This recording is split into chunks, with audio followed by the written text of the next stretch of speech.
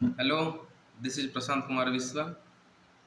Uh, ମୁଁ ଗୋଟେ ସରକାରୀ ଶିକ୍ଷକ ସାମ୍ନାକେ ଆସିକିରି ଭିଡ଼ିଓ ନ ବନାବାର କଥା କିନ୍ତୁ ବାଧ୍ୟ ହେଲି ସାମ୍ନାକେ ଆସିକିରି ଭିଡ଼ିଓ ବନଉଛେ।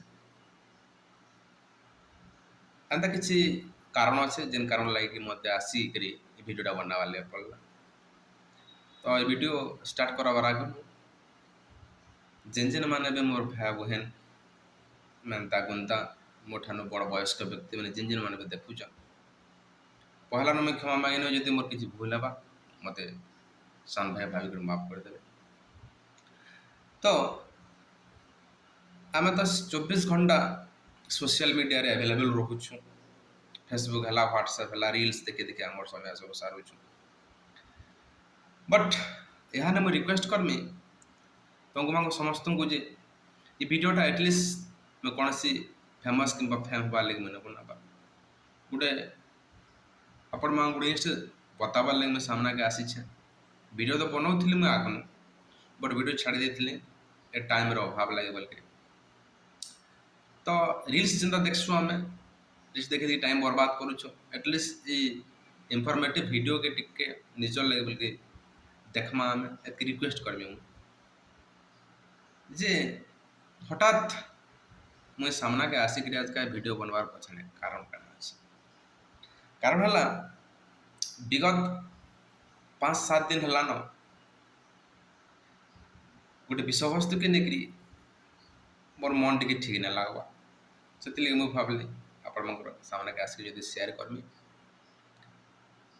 ମୋତେ ଭଲ ଲାଗ୍ବା, ତାର ସାଙ୍ଗେ ସାଙ୍ଗେ ଆପଣମାନେ ମୋତେ କିଛି ଇନଫର୍ମେସନ୍ ପାଇପାରିବେ ବୋଲିକରି ମୋର ବିଶ୍ୱାସ। ମୋ ସାମ୍ନାକେ ଆସିଛେ ଗୋଟେ ବିଷୟବସ୍ତୁ ଉପରେ ଆଲୋଚନା କରବାର୍ ଲାଗି। ସେ ବିଷୟବସ୍ତୁ ହେଲା ରିଜର୍ଭେସନ୍, ଯେଉଁଟାକି ସଂରକ୍ଷଣ ବୋଲି କହୁଛୁ ଆମେ ଓଡ଼ିଆ ଭାଷାରେ। Reservation itself is a very controversial issue. ବହୁତ ବାଦ ବିବାଦ ହେସି। ଯେତେବେଳେ ବି ରିଜର୍ଭେସନ୍ ଉପରେ ଆଲୋଚନା ହେଇଛି ତାର ସପକ୍ଷରେ ଥିବା ଲୋକ ବିପକ୍ଷରେ ଥିବା ଲୋକମାନଙ୍କର ଭିତରେ ସବୁବେଳେ ଟରା ଅଟରା ବାଦ ବିବାଦ ସଂଘର୍ଷ ଚାଲି ରହିଛି। ତ ଆମେମାନେ ଜାଣି ରଖିବାର ଉଚିତ ଯେ ପହଲା କଥା ହେଲା ଯେ ରିଜର୍ଭେସନ୍ କାଁ ହେଲା ଯେ ଦିଆହେଇଛି। ରିଜର୍ଭେସନ୍ ଦେବାର ପଛାଡ଼େ କାଣା ଅଛି ସମ୍ବିଧାନରେ କାଁ ହେଲେ ଡକ୍ଟର ଭୀମରାଓ ଅମ୍ବେଦକର ଦଲିତ ପିଛଡ଼ା ବର୍ଗର ଲୋକମାନଙ୍କୁ କାଁ ହେଲା ଯେ ଟିକେ ସୁଯୋଗ ଦେଲେ ଯେ ସେମାନେ ଅପଲିଫ୍ଟ ହେବେ, ସମାଜର ମୁଖ୍ୟ ସ୍ରୋତରେ ସେମାନେ ସାମିଲ ହେଇକରି ଦେଶକେ ସମାଜକେ ରାଜ୍ୟକେ କେନ୍ତାକରି ଉନ୍ନତି ପଥରେ ଆନବେ ସେଥିଲାଗି ଚେଷ୍ଟା କରିବେ ବୋଲିକରି ଏ ବ୍ୟବସ୍ଥାଟା କରାଯାଇଥିଲା। ତ ଏ ବ୍ୟବସ୍ଥାଟା କିଛି ଲୋକଙ୍କର ଭୁଲ ଧାରଣା ଯେ ଇକୋନୋମିକାଲି ବ୍ୟାକୱାର୍ଡ଼ ଥିବା ଲୋକମାନଙ୍କୁ ଅପଲିଫ୍ଟ କରବାର୍ ଲାଗି ରିଜର୍ଭେସନ୍ ସିଷ୍ଟମଟା ଅଣାଯାଇଥିଲା ବୋଲି କିଛି ଲୋକମାନେ ଭାବସନ୍। ବଟ୍ ତାଙ୍କୁ ଜଣେଇଦେବାର ଲାଗି ଚାହୁଁଛେ ଯେ ଇକୋନୋମିକାଲି ବ୍ୟାକୱାର୍ଡ଼ ସେକ୍ସନ୍ ବାଲାକୁ ଉପରକେ ଆନବାର୍ ଲାଗି ରିଜର୍ଭେସନ୍ ସିଷ୍ଟମଟା ନାଇଁ ଅଣାଯାଇଥିଲା।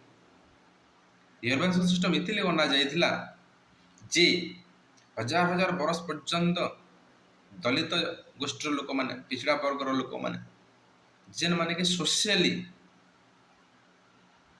ନିଷ୍ପେଷିତ ହେଉଥିଲେ, ଶୋଷିତ ହେଉଥିଲେ ଉଚ୍ଚ ବର୍ଗ ବଳଉଥିବା ଲୋକମାନଙ୍କର ଠାରୁ। ତ ସେ ଦଳିତ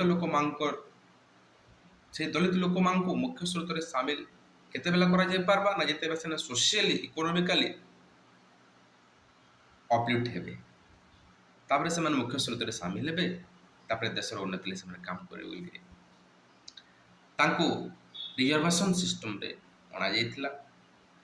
ସମ୍ବିଧାନର ଯେନ୍ ଅଧିକାର ମାନେ ଅଛି ସେ ଅଧିକାର ମାନଙ୍କର ଭିତରୁ ଏମାନଙ୍କୁ ମଧ୍ୟ ଅଧିକାର ଦିଆଯାଇଥିଲା। ଏ ସମ୍ବିଧାନର ଆପଣମାନେ ପଢ଼ିଥିବେ ଧାରା 15ରେ ସମାନତା ଅଧିକାର ଦେଖିଥିବେ। କିଛି ବ୍ୟକ୍ତିମାନେ କହସନ୍ ଯେ ସମ୍ବିଧାନ ତ କହୁଛି ସମାଜ ଯେତେ ଏତେ ବ୍ୟକ୍ତି ଅଛନ୍ ସମସ୍ତଙ୍କୁ ସମାନ ଅଧିକାର ମିଳିବାର କଥା ବୋଲିକରି, କିନ୍ତୁ ଆମେ ଏଇଟା ଭୁଲି ନେଇ ଯିବାର କଥା ଯେ ସମ୍ବିଧାନର ଧାରା 15ରେ କୁହାଯାଇଛି ଯେ ଜାତି ଧର୍ମ ବର୍ଣ୍ଣ ଲିଙ୍ଗ ନିର୍ବିଶେଷରେ ସମସ୍ତେ ଆଇନ ଆଗରେ ସମାନ। କିନ୍ତୁ ସେଠି ଆଉ ଗୋଟେ ଜିନିଷ ନଥା ହେଇଛି କାରଣ ସେଟା ନା ସମାଜରେ ଥିବା ଶିଶୁ ମାନଙ୍କର ଲାଗି, ମହିଳା ମାନଙ୍କର ଲାଗି, ଅନୁସୂଚିତ ଜାତି ଓ ଜନଜାତି ଲୋକମାନଙ୍କର ଲାଗି କିଛି ବ୍ୟବସ୍ଥା କରାଯିବା, ତାଙ୍କୁ ଅପଲିଫ୍ଟ କରବାର୍ ଲାଗି। ପହଲା ତ ଏଇ କଥା ଆମେ ଜାଣବାର୍ କଥା। ଛାଡ଼ୁନ୍, ସେ କଥା ତ ଚାଲଲା। ତାପରେ ଧୀରେ ଧୀରେ ରିଜର୍ଭେସନ୍ ଉପରେ ଏତେ କଣ୍ଟ୍ରୋଭର୍ସିଆଲ ଇସ୍ୟୁ ମାନେ ହେଲା ଯେ ଦେଖିଲେ ଲୋକମାନେ ଯେତେ ରିଜର୍ଭେସନ୍ ପାଇଲେ ମଧ୍ୟ ସମାଜର ମୁଖ୍ୟ ସ୍ରୋତରେ ସାମିଲ नहीं ପାରବା। ତାର ପଛରେ ମଧ୍ୟ ଗୁଡ଼ାଏ କାରଣ ମାନେ ଅଛି, ସେଟାକୁ ଆମକୁ ରିସର୍ଚ୍ଚ କରବାର୍ ଲାଗି ପଡ଼ବା। କାଁ ହେଲା ଯେ କିଛି ବ୍ୟକ୍ତି ମାନେ ଅଛନ୍ତି ଯେନ୍ମାନେ ମୁଖ୍ୟ ସ୍ରୋତରେ ସାମିଲ नहीं ପାରବା, ସେଟା ସରକାରର କାମ है କେନ୍ତିକିରି ଅନୁସୂଚିତ ଜାତି ଓ ଜନଜାତି ବା ପିଛଡ଼ା ବର୍ଗର ଦଳିତ ଲୋକମାନେ କେନ୍ତିକିରି ଆଗକେ আসবে, ସେମାନେ ବିହିତ ପଦକ୍ଷେପ ନେବାର କଥା। ଆଜି ଭାରତ ସ୍ୱାଧୀନ ହେବାର 70-75 ବର୍ଷ ଉର୍ଦ୍ଧ୍ୱ ହେଇଗଲାଣି। ସେହି ଦଳିତ ପିଛଡ଼ା ବର୍ଗର ଲୋକମାନେ ଯେନ୍ତାକି ସେନ୍ତା ଅଛନ୍ତି, କିନ୍ତୁ କିଛି ମୂର୍ଖ ବ୍ୟକ୍ତିମାନଙ୍କ ଧାରଣା ଯେ ସେ ବ୍ୟକ୍ତିମାନେ ଆଜି ଅନୁସୂଚିତ ଜାତି ଓ ଜନଜାତି ବର୍ଗର ଲୋକମାନେ ଆଜି ଅପଲିଫ୍ଟ ହେଇଗଲେ ନ, ଧନୀ ହେଇଗଲେ ନ। ମୁଁ ତାଙ୍କୁ ରିକ୍ୱେଷ୍ଟ କରମି, ତମାନେ ପଢ଼, ଜିନିଷଟା ଜାନ, ରିଏଲିଟି ଜାନବାର୍ ଲାଗି ଚେଷ୍ଟା କର ଯେ ପ୍ରକୃତିରେ ସେ ପିଛଡ଼ା ବର୍ଗର SST ବର୍ଗର ଅନୁସୂଚିତ ଜାତି ଓ ଜନଜାତି ବ୍ୟକ୍ତିର ଲୋକମାନେ ପ୍ରକୃତି ଉନ୍ନତି କଲେ ନ କେ। ଭାରତ ସମ୍ବିଧାନର 70-75 ବର୍ଷ ହେଇଗଲାନ, ଆଜି ବି ଯଦି ସେ ଅନୁସୂଚିତ ଜାତି ଜନଜାତିର ଲୋକମାନେ ଯଦି ଉନ୍ନତି ନାଇଁ କରବାର୍, ସେଥିର ପଛାଡ଼େ ଦାୟୀ କିଏ? ସେଥିର ପଛାଡ଼େ କାରଣ କାଣା? ନା ସେମାନେ ନିଜେ ସେଥିର ଲାଗି ଦାୟୀ ହନ୍, କି ଯେନ୍ ମାନେ ଚୌକିତେ ବସିଛନ୍ ସେମାନେ ଦାୟୀ ହନ୍? ଏଇଟା ଗୋଟେ ବହୁତ ବଡ଼ କଣ୍ଟ୍ରୋଭର୍ସିଆଲ ଇସ୍ୟୁ। ସେଥିଲାଗି ଫେରିକି କ୍ଷମା ପ୍ରାର୍ଥନା କରମି ଯେ ଏ ଭିଡ଼ିଓକେ ଲାଷ୍ଟ ତक ଦେଖବେ। ଯେନ୍ ମାନେ ରିଜର୍ଭେସନ୍ ସିଷ୍ଟମରେ ଲାଭବାନ ହେଉଛନ୍ତି ସେ ଭିଡ଼ିଓ, ତାଙ୍କୁ ଏ ଭିଡ଼ିଓଟା ଭଲ ଲାଗିପାରେ। ଯେନ୍ମାନେ ରିଜର୍ଭେସନ୍ ସିଷ୍ଟମରେ ଲାଭବାନ ନାଇଁ ହେବାର, ସେମାନଙ୍କୁ ଭିଡ଼ିଓ ଟିକେ କଡ଼ା ଲାଗିପାରେ, ଖରାପ ଲାଗିପାରେ। ସେଥିଲାଗି ସମସ୍ତଙ୍କୁ ମୁଁ କ୍ଷମା ପ୍ରାର୍ଥନା କରୁଛି। ଆଉ ଗୋଟେ ଜିନିଷ ମୁଇଁ ବତେଇ ଦେବାର୍ ଲାଗି ଚାହୁଁଛେ, ରିଏଲିଟି ଅଫ୍ ରିଜର୍ଭେସନ୍। ଆମେ ଯଦି ସେଣ୍ଟ୍ରାଲ ଗଭର୍ଣ୍ଣମେଣ୍ଟ ଜବ୍ କଥା ଯଦି ଚିନ୍ତା କର୍ମା, ବର୍ତ୍ତମାନ ପରିସ୍ଥିତିରେ ରିଜର୍ଭେସନ୍ର ଷ୍ଟାଟସ୍ କାଣା ନା, ଜେନେରାଲ କାଟେଗୋରୀରେ EWS ଇକୋନୋମିକାଲି ୱିକର ସେକ୍ସନ୍ ବାଲେକୁ 10% ରିଜର୍ଭେସନ୍ ମିଳୁଛି, OBC ବାଲେକୁ 27% ରିଜର୍ଭେସନ୍ ମିଳୁଛି, SC ବାଲେକୁ 15% ରିଜର୍ଭେସନ୍ ମିଳିଲା ବେଲକେ ST ବାଲେକୁ ମିଳୁଛି 7.5%। ଏଇଟା ହେଉଛି ରିଆଲିଟି। ଆପଣମାନେ ଗୁଗଲକୁ ଯାଇକିରି ସର୍ଚ୍ଚ କରିକି ଆପଣମାନେ ଚେକ୍ ମଧ୍ୟ କରିପାରିବେ। ତ ଏ ସମସ୍ତ ରିଜର୍ଭେସନ୍ ପାଇଲା ସାଙ୍ଗେ କାଣା ଏନ୍ତା ଜରୁରୀ ପଡ଼ଲା ଯେ ଅନୁସୂଚିତ ଜାତି ମାନଙ୍କର ଭିତରେ ଗୋଟେ ସବ୍ କ୍ୟାଟାଗୋରୀ ବନାବା ଲାଗି ପଡ଼ଲା? କାଣା ଏନ୍ତା ଏତେ ଆବଶ୍ୟକତା ପଡ଼ଲା ଯେ ST ମାନଙ୍କର ଭିତରେ ଗୋଟେ ସବ୍ କ୍ୟାଟାଗୋରୀ ବନାବାର ନୌବତ ଆସିଲା? ଭଲସେ ଯଦି ଚିନ୍ତା କର୍ମା, ଏଥିର ଭିତରେ ନିଶ୍ଚିତ ହିସାବରେ କିଛି ରହସ୍ୟ ଅଛି। ସେ ରହସ୍ୟକେ ଆମକୁ ଜାଣବାର୍ ଲାଗି ପଡ଼ବା। ଭାଇମାନେ, ଆମେମାନେ ଜାଣି ରଖବାର ଉଚିତ ଯେ ହଜାର ବର୍ଷ ପର୍ଯ୍ୟନ୍ତ ଇ ଦଳିତ ନିଷ୍ପେଷିତ ଗୋଷ୍ଠୀର ଲୋକମାନେ ଉଚ୍ଚ ବର୍ଗ ବଳଉଥିବା ଲୋକମାନଙ୍କର ଦ୍ୱାରା ଏମାନେ କାଁ କରୁଥିଲେ, ଶୋଷିତ ହେଉଥିଲେ।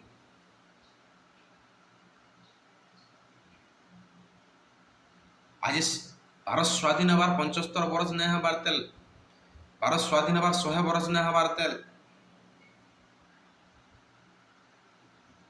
ଆମେ କେନ୍ତାକି ଚିନ୍ତା କରିଦେଲ ଯେ ସେମାନେ ଉନ୍ନତି କରିଦେଲେ ନ ବୋଲିକି। ହଜାର ବର୍ଷ ପର୍ଯ୍ୟନ୍ତ ତମେ ତ କୁଲି ଟିକେକିରି ବସିଥିଲ, ତମେ ସବୁ 100% ରିଜର୍ଭେସନ୍ ନେଉଥିଲ। ସେତେବେଳେ ତ ଏ ଦଳିତ ନିଷ୍ପେଷିତ ଅନୁସୂଚିତ ଜାତି ଓ ଜନଜାତି ଗୋଷ୍ଠୀ ଲୋକମାନେ ଶିକ୍ଷା ପାଇବାର ମଧ୍ୟ ଅଧିକାର ନାହିଁ। ଆଜି ମାତ୍ର 75 ବର୍ଷ ବୟସ ହେଇଛେ, ସେମାନେ କିଛିଟା ଶିକ୍ଷା ପାଇକିରି ମୁଖ୍ୟ ସ୍ରୋତରେ ସାମିଲ ହେବାର ବେଲକେ ଗଲା ବେଲକେ ଷଡ଼ଯନ୍ତ୍ର କରି ସେମାନଙ୍କୁ ତଲକେ ତାଣି ଦେବାର ହିସାବରେ ରଖିଛ। ଇ ହୀନ ମାନସିକତା ତମ ମନ ଭିତରୁ ହଟେଇ ଦିଅ, ନହେଲେ ବିଗତ ଦିନରେ ଘୋର ଆନ୍ଦୋଳନ ହେବା ତାର ଭୟାବହ ରୂପ ନିଶ୍ଚିତ ହିସାବରେ ତମେ ଦେଖ। ଆମେ ବୋଲସୁଁ ଯେତେବେଲେ ମଣିଷକେ କେନ୍ସି ଆଡ଼େ କେହି ଯଦି ସାହାଯ୍ୟ ନାଇଁ କରନ୍, ଯଦି ବିପଦରେ ପଡ଼ିଦେସି ସେ ମନୁଷ୍ୟ ସୁପ୍ରିମକୋର୍ଟ ହାଇକୋର୍ଟ ଉପରେ ବିଶ୍ୱାସ କରସି ତାର ଦ୍ୱାରକେ ଯାଏସି ନ୍ୟାୟ ଟିକେ ପାଇବାର୍ ଲାଗି।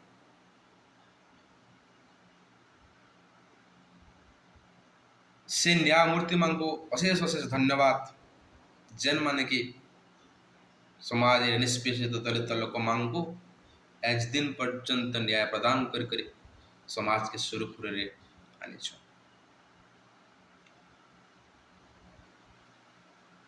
ଆଜି ଭାରି ଦୁଃଖର ବିଷୟ କଥା ଯେ ସୁପ୍ରିମକୋର୍ଟରେ ଗୋଟେ ଭର୍ଡିକ୍ଟ ଆସିଛେ, ଗୋଟେ ନିଷ୍ପତ୍ତି ଆସିଛେ। କାଣା ସେ ନିଷ୍ପତ୍ତି?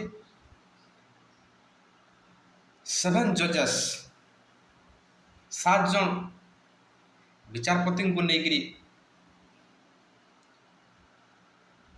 ଗୋଟେ ଭର୍ଡିକ୍ଟ ଆସିଛି, ଗୋଟେ ନିଷ୍ପତ୍ତି ଆସିଛି ଯେ एससी मांकर भितर सब कैटेगरी बनाଯିବା, एसटी मांकर भितर सब कैटेगरी बनाଯିବା। काना सेटा ना एससी मांकर भितर एसटी मांकर भितर जेन माने दीर्घ 75 वर्ष हेलानो रिजर्वेशन पाइकरी लाभवान होचन सेमान को उन्नति पथर ने जो देउ सेमाने जदि रिजर्वेशन पाइकरी आके पले गले ना तांकर गोटे तल के टिए हिची दानो।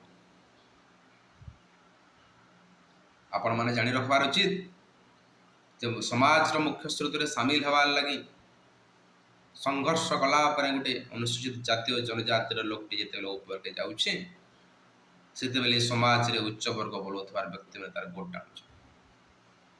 समाज जेते बेले उन्नति न होय, समाज सेते बेले उन्नति हेसी जे तले थबार व्यक्ति मान को जेते बेले हम ऊपर के उठासु ना कि समाज के उन्नति करवा लगे हेले आकाश के तल के आमे के आनसु।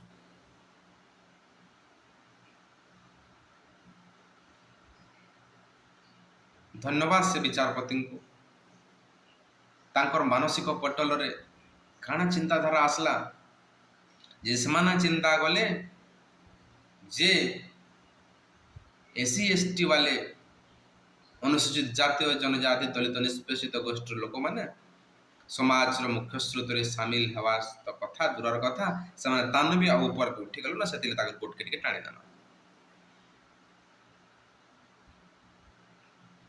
सुप्रीम कोर्ट रो विचारपति डीवी चंद्रचूड़ सार को हाथ जोड़ी कर नमस्कार कर कहमी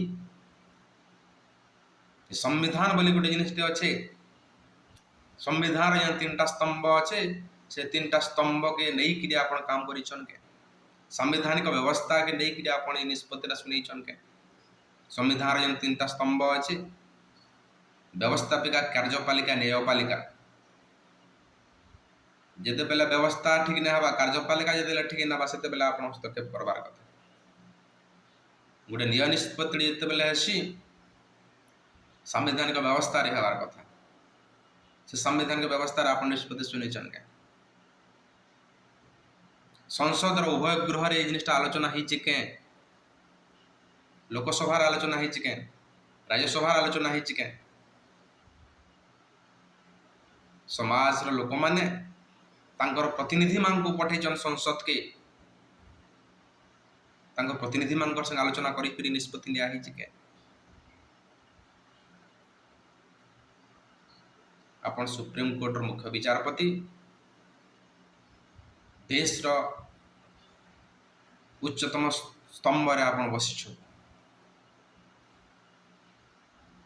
संवैधानिक व्यवस्था हिसाब जेनटा हवार कथा सेटा हिची कि आपण को क्वेश्चन करवा लागि चाहू छे।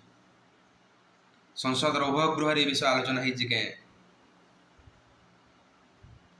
जदि नहीं केनते के आपण एडके निष्पत्ति सुनि पाले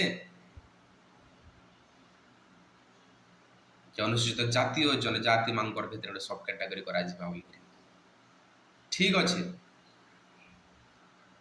आपण उच्च न्यायालय उच्च स्तंभ रे बसिछन, आपण ठीक भूल आपण विचार करि पारसन। स्वागत योग्य पदक्षेप जदि समाज लागि जो मंगल कार्य जदि समाज अनुसूचित जाति और जनजाति लोक मैंने जदि समाज मुख्य स्रोत सामिल हो सारे जदि भितर सब कैटेगरी बनाबार चेष्टा चली तो केन डाटा बेसिस रे आपण कहले जे समाज रे किछि रिजर्वेशन पाइक लोक मैंने उन्नति कर दिल कैन डाटा पाइले आप जातिगत जनगणना कले के 2021 मसीह जनगणना हमार कथा जनगणना तो नहीं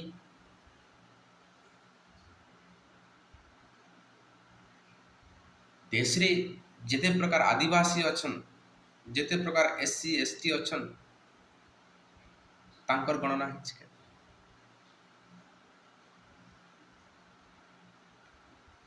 केन समाज केन कैटेगरी लोक मैंने बेनिफिट पाई आपन को निश्चित डाटा अच्छी के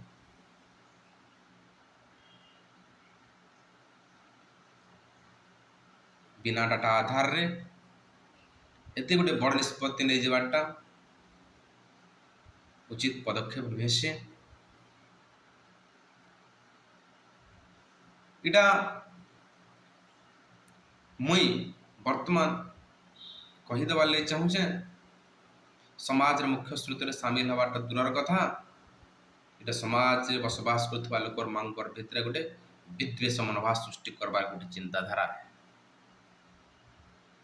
दिन आसवा ई अनुसूचित जाति और जनजाति व्यक्तिर लोक मैंने राजरास्ता के आसवे संग्राम करवे निजर हक लगे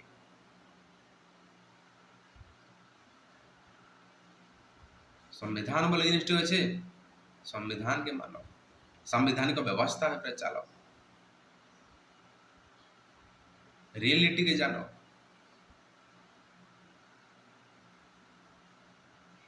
जदि भी एससी एसटी अनुसूचित जाति और जनजाति लोक मैंने अपलिफ्ट हेले न आपण मत दे पारबे के डाटा दे पारबे के जिते भी ऑल इंडिया आईआईएम जिते अच्छे बड़ बड़ इंस्टीट्यूशन मैंने जिते अच्छे केते परसेंटेज एसटी लोक मैंने अच्छन केते परसेंटेज एससी लोक मैंने अच्छन काम करूछन केन डाटा बेसिस आधार रे आपण कहि देले जे अनुसूचित जाति जनजातिर लोक मैंने उन्नति कले न बोली आगामी दिन रे बहुत भयावह सृष्टि हवा लोक मैंने मुख्य स्रोत रे सामिल नहीं करी समाज के ध्वंस करवार आगे जीवी इटा निसंदेह में कही पारे वीडियो रे किछि ने कहि करी बहुत किछि कथा कहिदेली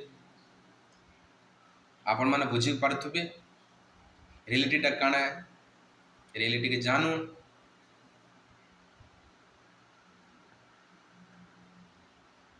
किछि लोक मांकर हीनमन्यता चक्रांत रे समाज ध्वंस हवा लगे जाउछि